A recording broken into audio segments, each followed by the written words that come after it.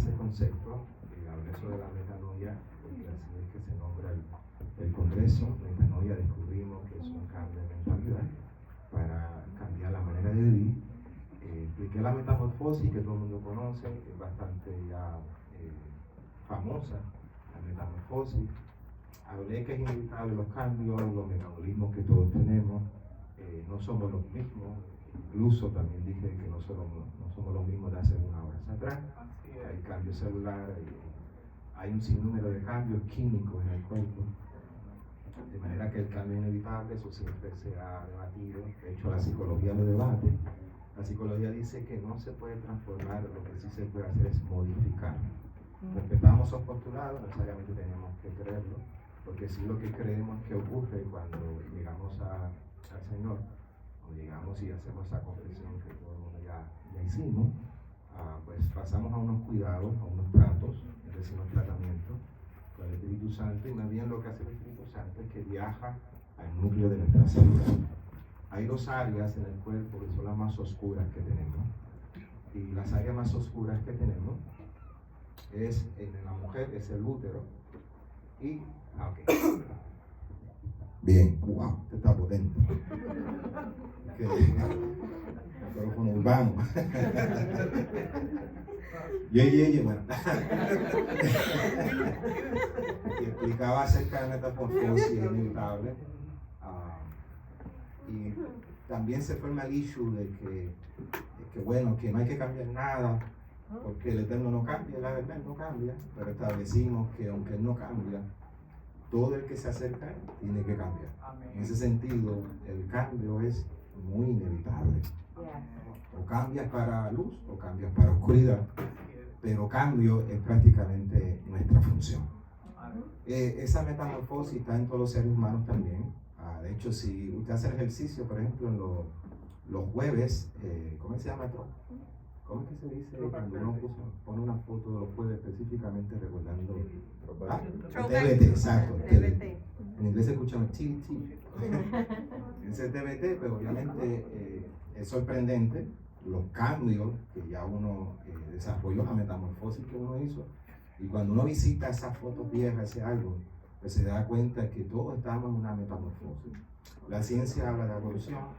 Sí, yo creo en la evolución, lo que no creo es la macroevolución. La macroevolución es la transformación de las especies como tal, pero sí creo en la microevolución. La microevolución, cuando usted ve el desarrollo del feto, usted lo rastrea su crecimiento día a día. Originalmente en esa unidad celular parecemos renacuajos. Sin ofender a nadie, todo en ese estado, porque de hecho en Salmo 139 se menciona esa etapa y se le conoce como el embrión. El hebreo es golem, que significa masa sin forma. Y dice que en ese estado, mi embrión, ¿vieron qué?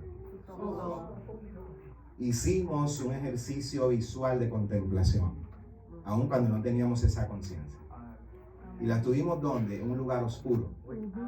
Por eso la oscuridad siempre se le da un calificativo moral. Algo es bueno y algo es malo.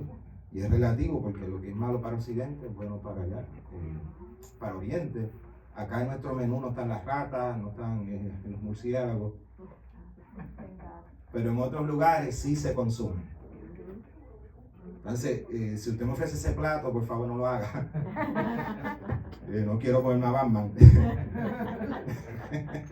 Pero para nosotros es malo lo que para ellos es normal y bueno. Entonces, tenemos la escritura en una guía, un manual. El problema no está en el manual, sino en la interpretación del manual. Por eso me gusta hacer la salvedad cuando trabajamos la espiritualidad hebrea, que no es judía, sino que es hebrea, pero significa el que cruza del otro lado del camino, del otro lado del río. Es decir, el que viene del más allá para establecerse en el más acá. Es una mentalidad hebrea. Judía es una nación, una nacionalidad, es una etnia, es decir, es una raza, y también judaísmo es una religión. De hecho, del judaísmo nace el cristianismo. Y al fin y al cabo son religiones las cuales seguimos respetando, pero la religión no es nuestro Dios. Y la línea es muy finita, todos podemos tener la experiencia religiosa que cantó Enrique Iglesias. Pero la línea es muy finita y el problema de las religiones como tal es el intento de tratar de conocer y acercarse a Dios. Para la teología, Dios prácticamente se mete en un laboratorio y tratan de hacer descripciones. Por eso Gigalú Apocalipsis me impacta cuando Juan dice que cuando lo vi caí como muerto. Y no de la esfera en la cual lo vio, la voz le dijo sube acá. Pero cuando lo vi caí como muerto. Si él cayó como muerto en esa dimensión, por eso acá desde la tierra, todo lo que intentamos interpretar prácticamente es nulo. Porque para que a Juan se le revelara el Apocalipsis, tuvo que subir de una dimensión y de hecho estaba también una crisálida. Estaba un saco de oscuridad. ¿Por qué está un saco de oscuridad? Porque Apocalipsis se le revela en Patmos. Patmos significa el lugar de mi matanza, más que una biografía, es una zona de muerte. Pero no es una muerte corporal física, es una muerte del ego. Entonces hemos intentado interpretar en la carne lo que Juan vio en el espíritu. Yo cómo trabaja todo esto.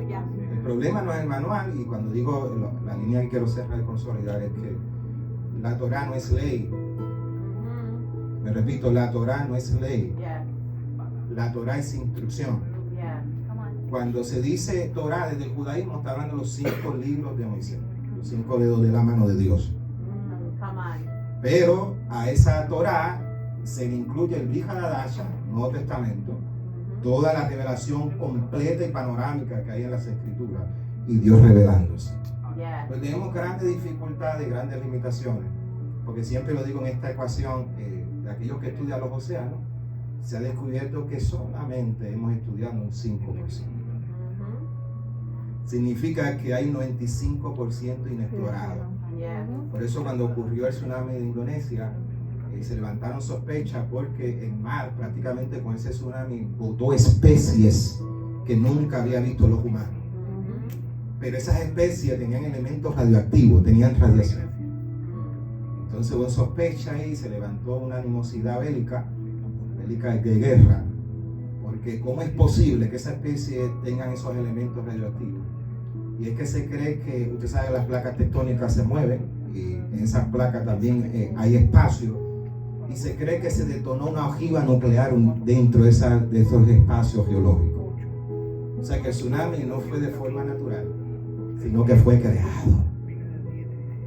¿A dónde nosotros estamos como humanidad? Un IQ muy elevado, ahora trabajando con la inteligencia artificial, que prácticamente está clonando prácticamente como el Eterno hace, como el Eterno crea, porque lo creó a su imagen y semejanza. Por eso semejanza dice Freud, que creer en Dios es una neurosis infantil.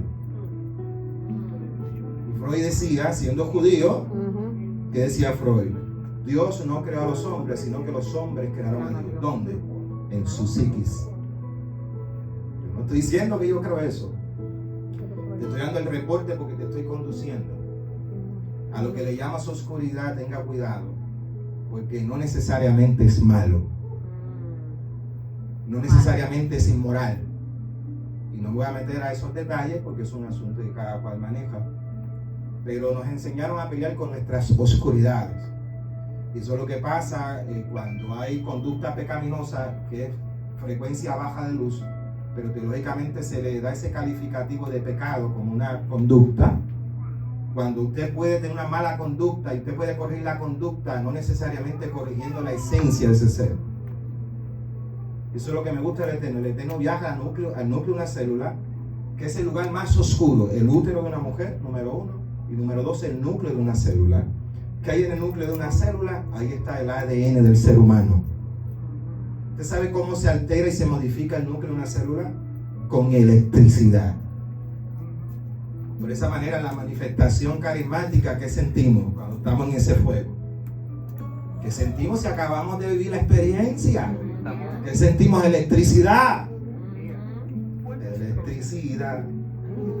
cuando tú me miras. Esa electricidad que está buscando no es que tenga una cosquilla pentecostal, que son muy buenas. Lo que busca es una transformación en quienes tienen la experiencia. O sea, cada culto, cada vez que ustedes adoran, si no lo sabían, se los comunico. tras que están metiendo a gente en la crisálida, realmente están detonando la habilidad del cielo para transformar los seres humanos. Es imposible que adores y no seas transformado, porque la adoración no cambia a Dios, pero sí me cambia a mí. Mencionaba a mi amiga ahí y hacía referencia, de hecho te metiste a un pasaje que voy a trabajar sin querer, pero como todo está sincronizado. Y es aquí donde el Eterno prácticamente nos prueba en el escenario, porque es fácil adorar cuando hay mucha gente. La gente te ayuda a cantar, los conciertos más canta la gente que el mismo artista. Pero adorar un escenario de crisis, donde se pueden incluso lastimar sus cuerdas vocales. Entonces, ¿qué te queda? Si yo le cierro todas las plataformas, todos los altares, a todos los ministerios aquí presentes, ¿qué me queda? ¿Qué te queda? Te queda tu verdadera esencia. Por eso hemos desarrollado oraciones cosméticas. Y estamos automatizados, como decía ayer a su nombre.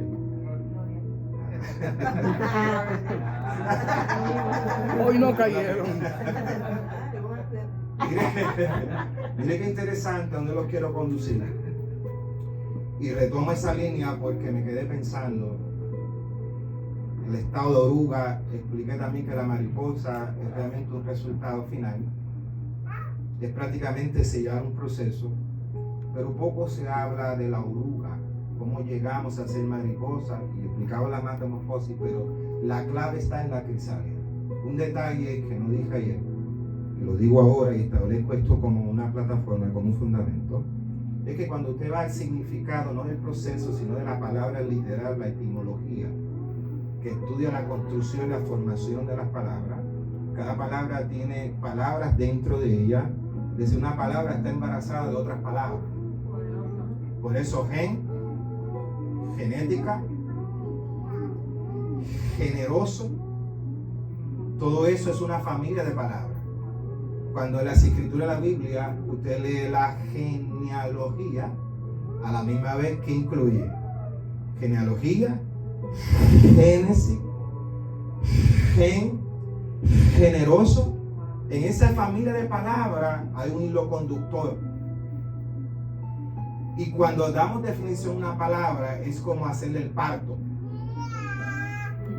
Y cuando vamos a hacer la etimología, en este caso de crisálida, que le hablé del proceso, pero no es casualidad, pastora Xiomara, que crisálida, literal y etimológicamente, hablando sobre la mariposa monarca, significa esta palabra crisálida, significa cubierta en oro. Aleluya. También significa envuelta en oro. Envuelto en oro. De manera que para transformarte con el cambio de mente y la metanoia dentro de la metamorfosis, el Eterno te coloca y te cubre de oro.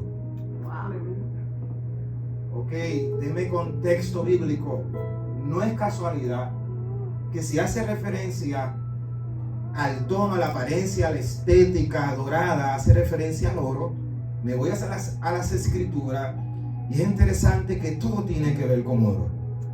Que de hecho la primera palabra que el Eterno utiliza para crear la materia hace referencia y nombra la palabra luz, que es del hebreo es or.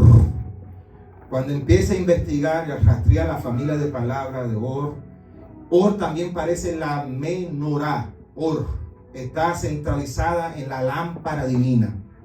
No es casualidad que cuando miramos esa región dimensional de lo que fue el Mishkan o el tabernáculo, cuando hablamos de esa dimensión que es tridimensional, esa zona restringida, donde el Eterno coloca su presencia específicamente es en el lugar santísimo.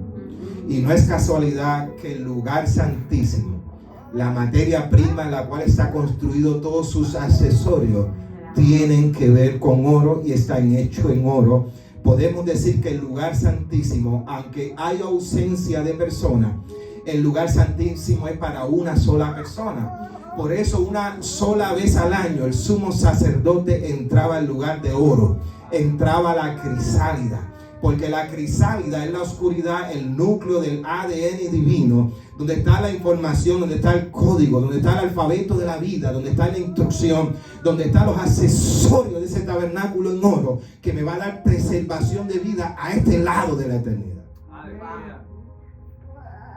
Es interesante, 3 cosas del oro en la crisálida, porque ahí es que estamos colocados, que el oro no se crea, el oro se encuentra.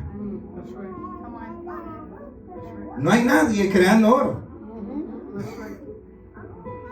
Lo que hace el Departamento del Tesoro de los Estados Unidos es que hace una conversión en proporción a ese metal precioso. Pero el oro no se crea, el oro se encuentra. Entonces, cuando nos colocan en la crisálida, está ese valor. Por eso hay gente que evita la soledad y les molesta la soledad. Yo siempre postulo, te molesta la soledad porque te cae mal a ti mismo. Y en la soledad y ausencia de gente salen las miserias. Y cuando usted ve la miseria que hay dentro de tu vida, se activa la misericordia. ¿Qué es la misericordia, familia de palabra? La misericordia es la gracia del Eterno cubriendo tu falta. Por eso dice que el amor cubre multitud de falta y de falla. ¿Por qué razón?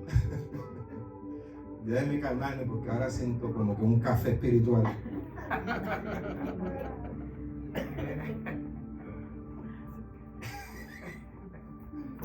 ¿Y qué ocurre con la soledad? En el tabernáculo y en los palacios de los reyes, un indicativo que está cerca del rey es que mientras más cerca estás del rey, menos gente hay. Mientras más cerca estés del rey, menos gente hay. ¿Por qué razón? Porque para estar cerca de la cámara secreta del rey, tienes que aprender el protocolo del palacio. Y en el protocolo del palacio no se entra a los golpes. Por eso las campanitas del sumo sacerdote, cuando ingresaba una vez al año al lugar santísimo, a la crisálida, se sonaban las campanitas del postulado de que dice, no, eso es por si acaso Jehová lo mata o esto o lo aquello. ¡No! Las campanitas están generando un sonido que está diciendo en el cielo, voy de camino, porque nadie entra a una casa sin ser invitado. Nadie entra a una casa sin primero avisar que voy para la casa. Eso es parte del protocolo. Nadie entra a los golpes, los demonios entran a los golpes. Mientras más cerca estoy de la cámara secreta del rey, menos gente hay. Así que si estás en un momento de tu vida que mucha gente se te ha ido, le vengo a traer tranquilidad, darle paz, porque es un indicativo que está cerca de la cámara secreta del rey. Y esa soledad no es para dañarte la estima. Esa soledad lo que significa es que mientras más te acerca la presencia del Eterno, todas tus miserias salen. Pero afortunadamente ante tu miseria, la misericordia del Eterno cubre tus faltas con gracia. Entonces adoran al Rey. La crisálida, haciendo la referencia al oro, particularmente el oro no se oxida, sino que el oro se purifica. El oro no se corrompe. En otras palabras, estás en el mejor lugar o estás en el lugar más seguro, porque la crisálida es prácticamente impenetrable, imperforable. ¿Por qué el lugar santísimo, esa crisálida, envoltura en oro, estaba confeccionada de esa manera? Era porque el oro no era para exhibirse afuera. Me repito, el oro no era para exhibirse afuera, sino que el oro era para honrar dentro. El oro era para honrar dentro. Y hoy vemos el bling bling, muy bonito, chévere. Lile de Dora, está bien, yo no voy a criticar eso. Pero sepa que no es para la exhibición, no tiene nada que ver con el metal, estoy hablando de la espiritualidad. Eso es solamente un reflejo. Que realmente el que brilla donde tienes que brillar no es en el público, no es en las redes sociales. Donde tienes que brillar es en la crisálida, en la presencia.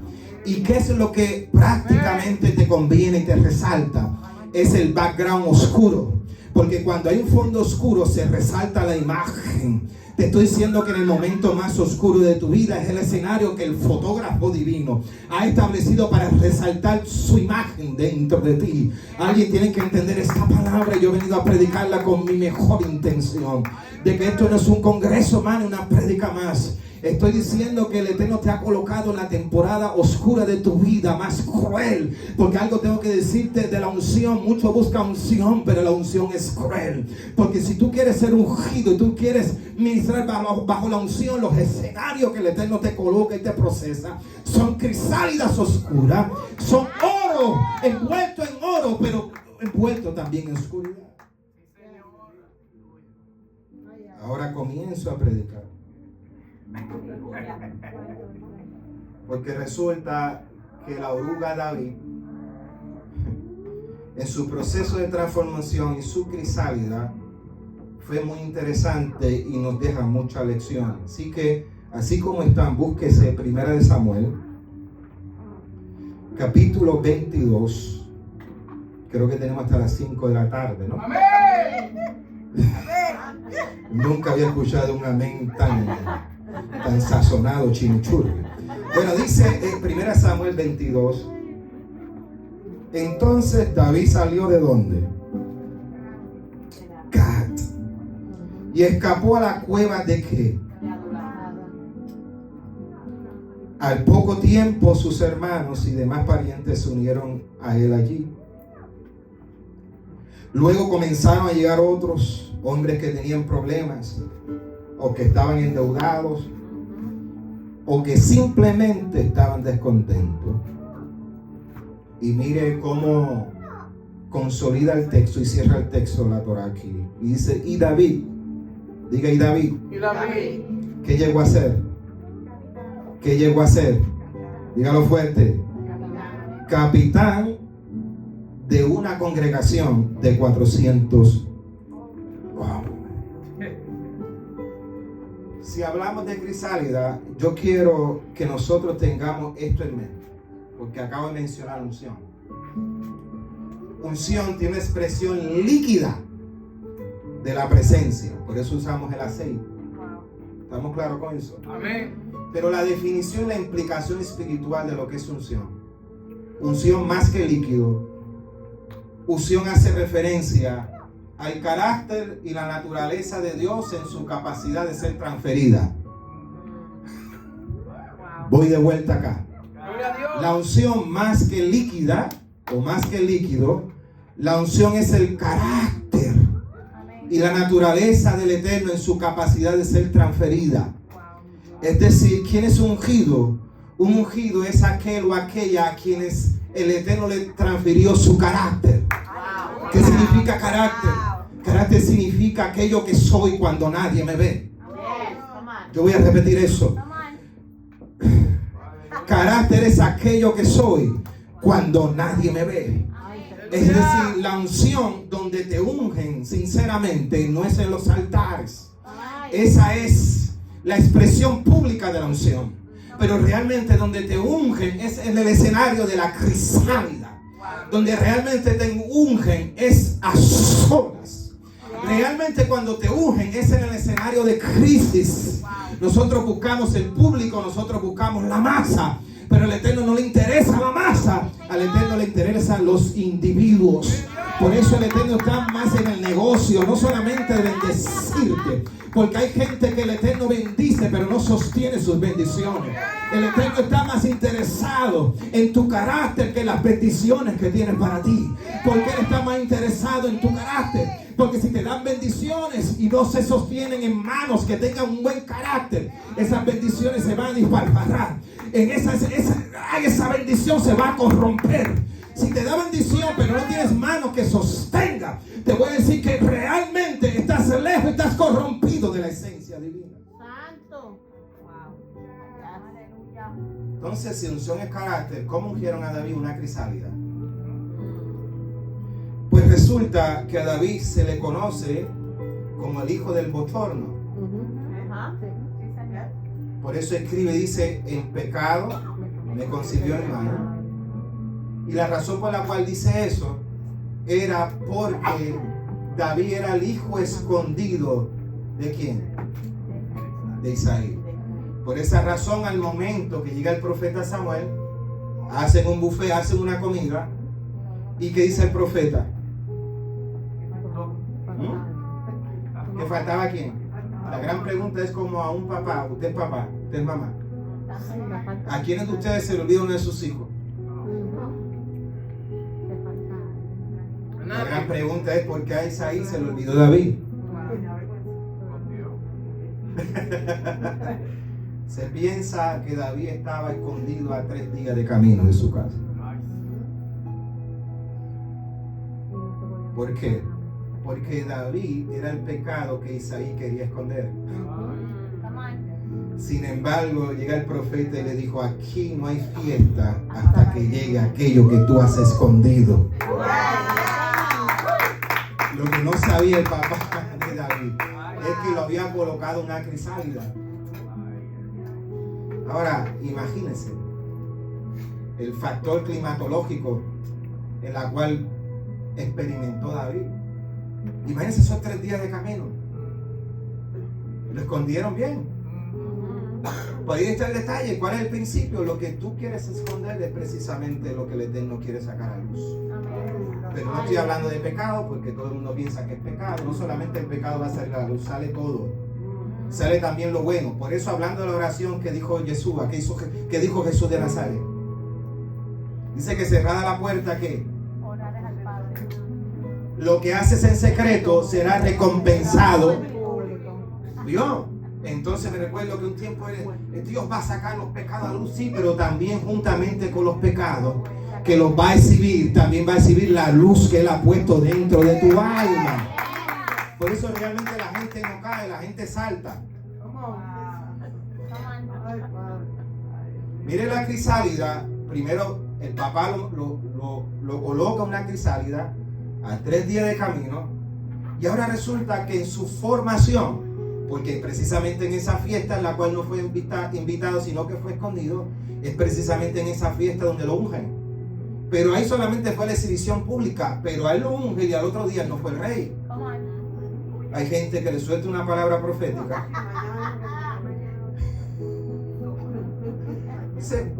Esa es una investigación cronológica de cómo es que se desarrolla David en la crisálida divina, que es ese saco de oscuridad donde la oruga prácticamente está haciendo que su proceso de transformación. Es interesante que en ese momento David tenía 17 años. Él tenía 17 años cuando fue ungido como rey, pero no vino a ser rey de forma inmediata. ¿Qué ocurre con David en esa cronología? Que por 3 años, después que lo ungieron como rey, ¿qué le enseñó la crisálida a David? Le enseñó el valor del servicio. Porque ¿cómo es posible que lo ungen como un rey cuando ya hay un rey destituido? Y precisamente al rey destituido por la gracia del Eterno es precisamente al que tiene que servir. Y esto es complicado porque aquí le va a servir a un rey que está totalmente torcido y totalmente oscuro. El amor del rey Saúl por David era innegable, pero es un amor raro y extraño. Y es el amor que se desarrolla y se genera por los ungidos que están dentro de la crisálida. ¿Cuál es ese tipo de amor? ¿Estás preparado? Ese tipo de amor es que de lejos te amo, pero de cerca te odio. Pastores, es el atractivo que tenemos para las religiones. Muchos de ellos me aman de lejos, aman las enseñanzas, pero de cerca me odian, no me quieren tener en sus espacios. Pero yo me quedo tranquilo y no estoy aquí con el síndrome de la loba herida. Porque yo entiendo que ellos son empleados de mi crisálida. Por 3 años sirvió a Saúl como músico. ¿A cuánto le escondieron de la casa de su papá? ¿A cuánto? A 3 días. Ahora no son 3 días, ahora son 3 años. Cuando derrotó a Goliat, ¿sabe cuántos años tenía David? Ya no tenía 17. Recuerde que ya había sido ungido y era un rey de incógnito. En Belén le enseñaron el valor del servicio, pero cuando destruye, vamos a decir, vence a Goliat, David tenía 20 años. De los 17 a los 20 no fue rey de forma inmediata. ¿Por qué? Porque todavía estaba en su crisálida. Tenía que aprender el valor del servicio. ¿Y qué cosa es? Que tú tengas que servir a quien realmente te odia. Qué complicado es que tenga que ser nice con un jefe déspota.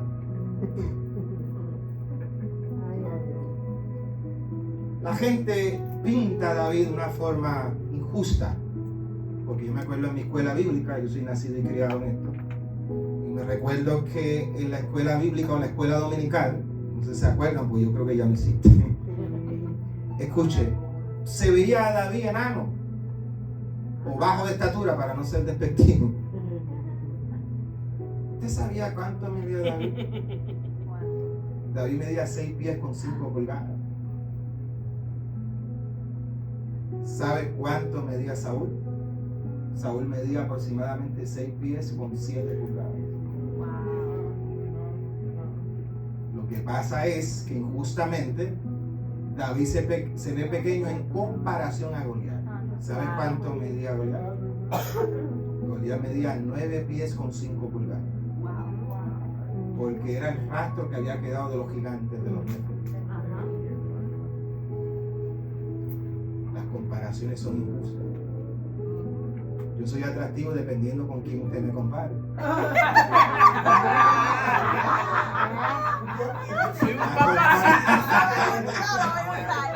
Es la verdad. Dije atractivo, no dije lindo. Son las mariposas. Las comparaciones son injustas y en todas las comparaciones usted va a quedar mal parado. Yo soy relativamente alto, pero soy bajito si usted me compara con Shaquille O'Neal. Me dio calor. A la altura de este texto, déjeme apretar aquí. David entra a esta cueva. ¿Sabe cuánto tenía ahora en esta cueva del texto que acabo de leer? Tenía 21 años. Pero ¿sabe a qué edad salió de esa cueva? Porque él entró a la cueva, y lo leemos el texto bien fácil, pero usted sabe cuántos años transcurrieron.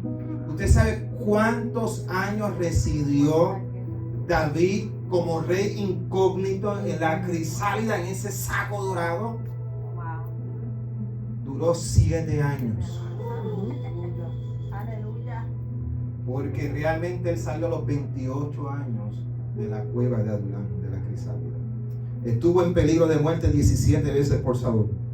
Se convirtió en rey de Judá a los 30 años y rey de Israel a los 37. Realmente, mire todo el tiempo que pasó, desde que lo ungieron como rey hasta que realmente fue rey, pasaron muchos años. Y David murió a los 70 años, Primera de Reyes 2:10. Cada episodio, evento en la vida de David sucedió en un intervalo de 7 años. Ahora, es en la crisálida, en la cueva de Adulán, donde realmente David formó los valientes. Porque es en la crisálida donde los valientes se forman. Los valientes no se forman en las iglesias. Los valientes no se forman en los palacios.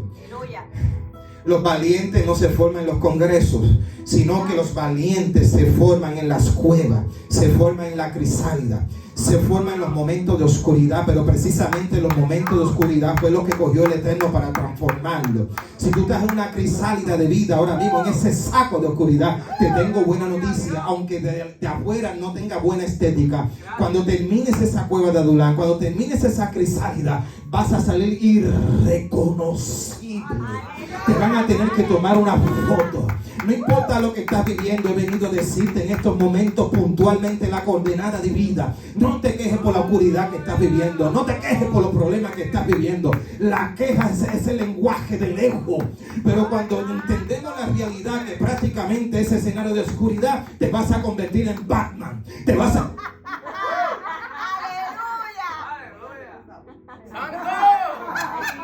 Hermano, es que me gusta mucho ese superhéroe. ¿Sabe por qué? Pues si usted estudia la historia de Bruce Wayne, él se convirtió en aquello que él tenía miedo. Tenía los secretos de Torah, Bruce Wayne. La crisálida o la cueva no es para vivir, es para aprender. Interesante, pásame la próxima página y llegamos ahí ya mismo. Ya mismo voy a explicar unas cosas. Adulán proviene de una raíz hebrea, Dalach, así que se pronuncia el hebreo, y significa colgar como un cubo al final de la cuerda. Colgar como un cubo al final de la cuerda. Usted agarra los pozos de antes, que tiene esa fotografía, ese icon. Usted para extraer el agua, ¿qué hacía? Agarraba un balde, un cubo, y se le amarraba, y ahí que se dejaba. Eso fue lo que hicieron con David.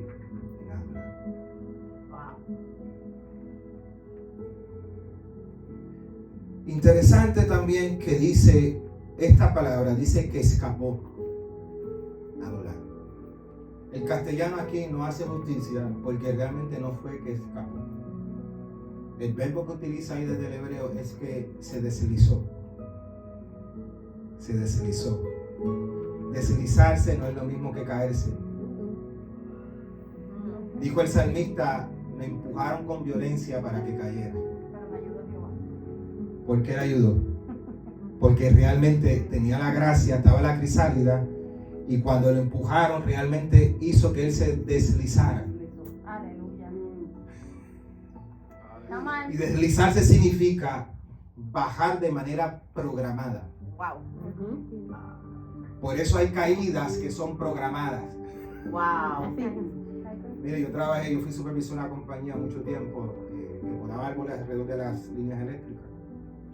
Y cuando íbamos a remover ciertos árboles, nosotros aprendimos una técnica que se llama caída programada. La caída programada es que se estudia prácticamente el perímetro, se estudia el tamaño del árbol.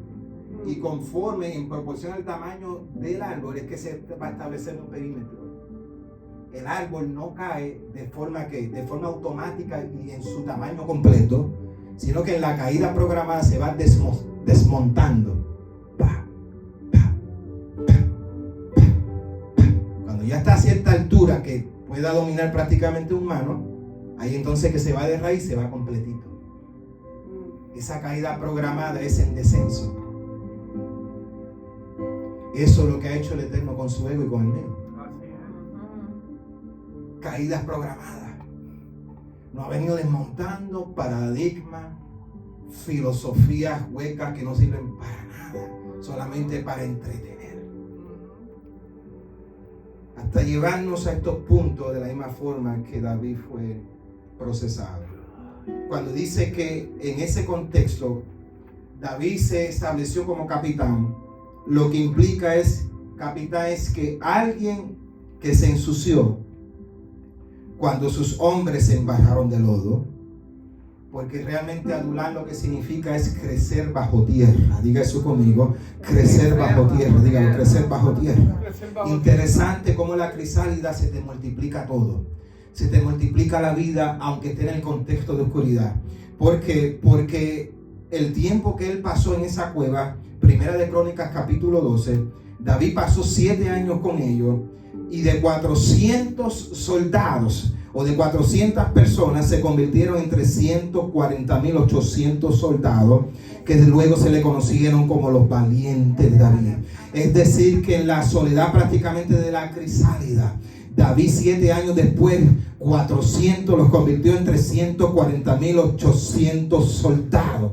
Es en este momento de oscuridad, de crisálida, donde dieron la capacidad de multiplicarte. y Él multiplica las fuerzas de aquel que no tiene ninguna. Venid a mí los que estáis trabajados y cargados, que yo os daré descanso. Venid a la crisálida, que te voy a dar el poder de la multiplicación. Esa congregación de 400 las convirtió en 340,800 soldados. Lo que significa es que supo aprovechar su crisálida, supo aprovechar las crisis. Y yo no tengo en esta hora otra opción que hacer lo mismo. Tienes que capitalizar este momento de oscuridad. Tienes que entender que está en una metamorfosis, pero es para sacar tu mejor luz, para sacar tu mejor canción, para sacar tu mejor prédica, para sacar tu mejor evangelización, para sacar tu mejor exposición, para sacar tus mejores herramientas. Es decir, la crisálida te provee todos los recursos que necesitas para poder ser exitoso y vivir por encima en la tierra de los vivientes. Por encima no significa mejor que nadie, significa cargar la gloria, cargar los preceptos, cargar las marcas del Nazareno. Entonces adoran al Rey. Gloria a Dios. Que adoramos mi Rey. Yo voy a terminar porque es interesante que en esa cueva había esos 400, están categorizados en 3 tipos de personas. Cuando dice que están los oprimidos, del hebreo suk, y significa gente bajo presión y bajo estrés. También había endeudados, nashash. Nashash significa perseguidos por las deudas. Y estaban los amargados de espíritu, nar, nefesh, que eran la gente maltratada. No es casualidad que David, antes de este capítulo, se metió a la tierra de Gad. ¿A qué edad mató a Goliat? ¿A qué edad mató a Goliat? A los 20. ¿A qué edad entró a la cueva? A los 21. A los 21. Pero antes de ese capítulo, David se metió a la tierra de Goliat y se hizo pasar como el loco. Ajá. Aleluya. Pero es el loco más cuerdo que yo he visto en mi vida. Un loco que ha sido procesado en la locura de la crisálida. Solamente puede hacer lo que este hombre hizo. ¿Qué hizo antes de llegar ahí? ¿Sabe lo que hizo? Se hizo el loco y empezó a dejar caer la saliva y empezó a escribir. Las versiones no hacen justicia acá en el castellano porque dice que escribía garabatos. No escribía garabato. Un garabato es un disparate que no tiene sentido. ¿Tú sabes qué realmente era lo que estaba escribiendo David? Siendo rey incógnito, es lo que estaba dibujando. Pásame sé que te tengo ahí. David prácticamente lo que estaba dibujando era que una letra taf, eso que está ahí a la parte derecha, esa letra taf tiene valor numérico de 400, porque las letras son números y los números son letras en el hebreo. El lenguaje de la Torah, mire qué interesante, utiliza esa letra para nombrar 400 en dígitos. Qué interesante que David se hace loco, pero marca los postes con la letra Taf. Y la letra Taf es la última del alefato hebreo. Entonces no estaba tan loco nada. Cuando usted mira esa letra en su estado más puro, es el paleo hebreo o el proto hebreo, es interesante que la configuración de ella cambia, porque la letra Taf en su origen tiene la forma de una cruz. Entonces David no estaba tan loco nada, porque David en estado de fugitivo, mire lo que dice, lo que hizo, marcó con una letra Taf la tierra de su enemigo. Cuando usted revisa toda la geografía en la cual fue procesado David, toda la tierra y trayectoria por la cual él cruzó en estado fugitivo fueron las mismas tierras que años después él gobernó como rey. Es decir, en la tierra de tu persecución, en la tierra de tu persecución, en la tierra de tu oscuridad, es la oportunidad del Eterno te está dando para que marques con una palabra. Por eso él hace este acto profético. Y ahora en este capítulo de la cueva de Adulán hay 400 hombres. Es decir, lo mismo que él marcó con una letra, con su valor numérico 400, a la cueva él atrae 400 gente. Es decir, la letra que marcó en los portales, en los postes de la tierra de su enemigo, el estado fugitivo, fue la misma letra que se metió con él, lo fue a buscar allí a la cueva. Estoy diciendo, lo que tú has soltado proféticamente no se queda en el aire. Lo que tú sueltas a través de tu boca tiene la habilidad de que cobre vida. Lo que tú sueltas en palabra, en una adoración, eso no se suelta al vacío. Eso se suelta al cosmos. Y bajo la ley que el Señor ha establecido galácticamente, todo lo que sale de tu boca regresa a usted. David escribió una letra, la letra de la marca, la letra de la crucifixión, y fue precisamente esa letra que se le regresó en su valor numérico con 400 personas en el momento que él iba a estar completamente solo. ¿Qué significa esto? Lo que tú profetizas en tu estado fugitivo es gradualmente lo que el Eterno te va a responder. La respuesta del Eterno son el que te queda al lado. Ese que está contigo prácticamente la respuesta a tus oraciones todos estos años. El que te queda al lado es la persona, es la letra T, que vino a marcar tu vida con oración, con sostenimiento, con resiliencia, con ayuda, con cooperación, con sinergia. Por eso tú eres la marca que el Eterno ha puesto para mí en medio de mi crisálida. No estás solo. El Eterno ha enviado mensajeros, ha enviado marajines, ángeles para que te custodien, para que te sirven, para que te ayuden a pasar ese momento oscuro.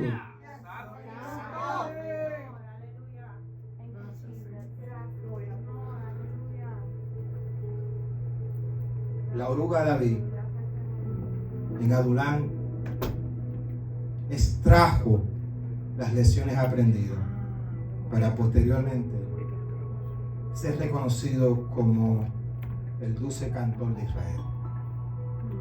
No es casualidad que prácticamente en Adulán David escribió sus mejores salmos. Fue ahí en Adulán, esa crisálida, que David escribió Salmo 142. Con mi voz clamaré a Yahweh, con mi voz pediré a Yahweh misericordia. Delante de él, no de las redes sociales, delante de él expondré mi queja. Delante de él manifestaré mi angustia. Cuando mi espíritu se angustiaba dentro de mí, tú conociste mi senda. En el camino en que andaba me escondieron lazos. Mira a mi diestra y observa, pues no hay quien me quiera conocer. Recuerde, ya sabe dónde está escribiendo, está en Adulán. No tengo refugio, ni hay quien cuide mi vida. Clamé a ti, oh Yahweh, dije, tú eres mi esperanza y mi porción en la tierra de los vivientes. Escucha mi clamor porque estoy muy afligido. ¿Por qué? Tenía 400 que estaban en ese estado. Líbrame de los que me persiguen, porque son más fuertes que yo. Y aquí, gracias, Señor, aleluya. en esta cueva de Adulán llega el pasuco, el versículo 7. Saca mi alma de la cárcel. Gracias, Señor. Para que alabe tu Shem o tu nombre. Y por esa razón dice, me rodearon los justos. Aleluya. Gracias, Señor. En esa crisálida, en esa Adulán crecer bajo tierra, él estaba escribiendo y se estaba quejando. Y de hecho, concibió y percibió que estaba en una cárcel. Y después que dice, saca mi alma de la cárcel para que alabe tu nombre, dice, me rodearán los justos porque tú me serás propicio. ¿Quiénes son esos justos que los rodean? La letra Taf y los 400. Gracias, Señor, aleluya. 400 almas. Aquí también escribió el Salmo 52. ¿Por qué te jactas de maldad, poderoso? La misericordia del Eterno es continua. Agravio, maquina tu lengua, como navaja afilada hace engaño. Amaste el mal más que el bien, la mentira más que la verdad. Selah, que es una pausa. Has amado toda suerte de palabras perniciosas, engañosas y lentas. Por tanto, Dios te destruirá para siempre y te asolará y te arrancará de tu morada y te desarraigará de la tierra de los vivientes. Verán los justos y temerán, se reirán de él diciendo, he aquí el hombre que no puso a Dios por su fortaleza, sino que confió a la multitud de sus riquezas y se mantuvo en su maldad. Pero yo estoy como un olivo verde en la casa de Dios, en la misericordia de Dios confío eternamente. Ahí está saliendo de la crisálida. En la misericordia de Dios confío eternamente y para siempre te alabaré para siempre porque lo has hecho así y esperaré en tu nombre porque es bueno delante de tus santos. Mire qué interesante porque seguimos esa revelación Y mire qué interesante cuando dice el Salmo 34, bendeciré a Yahweh en todo tiempo. ¿Dónde lo escribe? En una cueva. ¿Dónde lo escribe? En una crisálida. Y dice, llega a la conclusión, bendeciré a Yahweh en todo tiempo. Su alabanza estará de continuo en mi boca. En la crisálida le enseñaron a alabar. En la crisálida le enseñaron a adorar. En la crisálida le revelaron los códigos de arriba, los palacios de arriba. Por eso dice el versículo 2, en Yahweh se gloriará mi alma. Lo oirán los mansos y se alegrarán. El 3 dice, engrandeced a Yahweh conmigo y exaltemos aún a su nombre. Busqué a Yahweh, él me oyó y me libró de todos mis temores. Los que miraron a él fueron alumbrados y sus rostros no fueron avergonzados. Este pobre clamó. Ahí están los endeudados levantando su voz en aquella cueva, en aquella crisálida. Y le oyó Yahweh y lo libró de algunas angustias. Y lo libró de algunas angustias. Y lo libró de todas sus angustias. Aleluya. Mire la conclusión del pasaje 7. El ángel de Yahweh acampa. ¿Quién era el ángel de Yahweh en esa cueva? Los 400 hombres. ¿Quiénes son los ángeles del Eterno en la tierra? Tu núcleo, tu familia.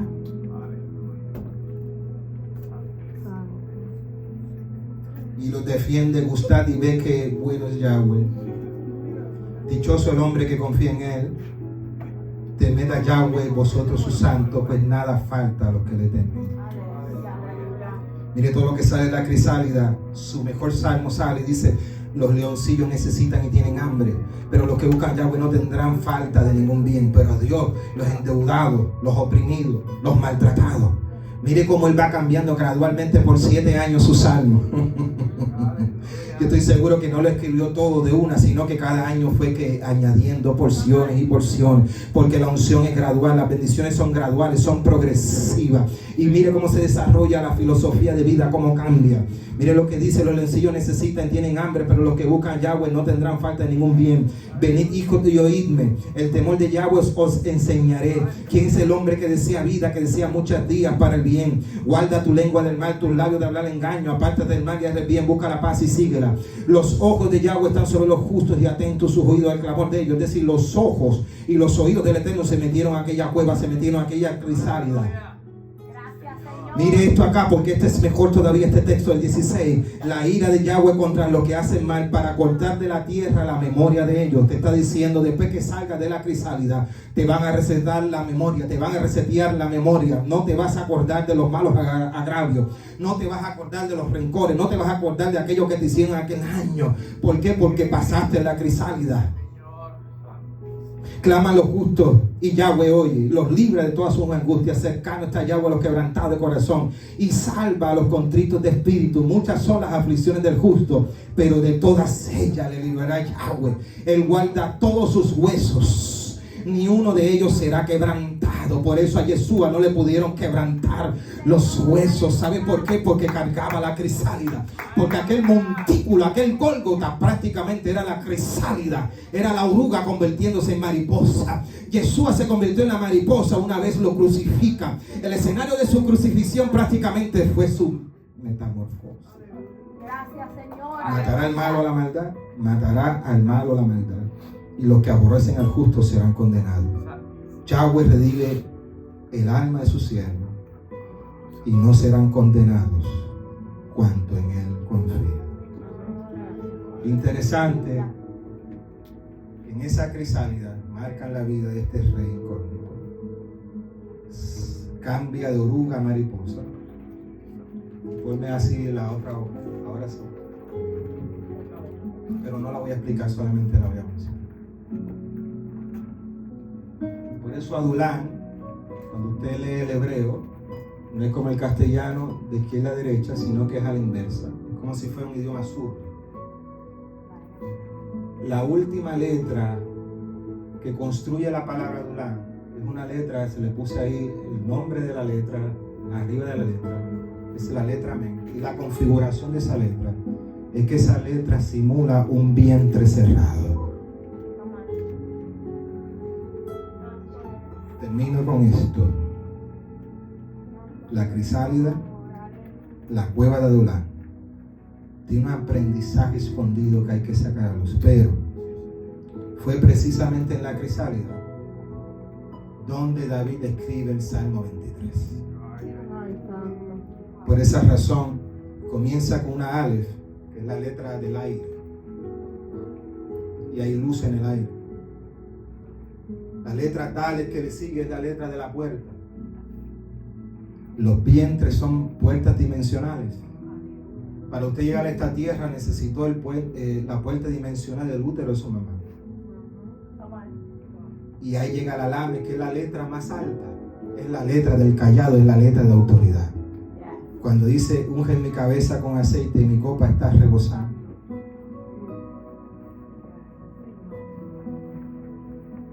Tu vara y tu callado.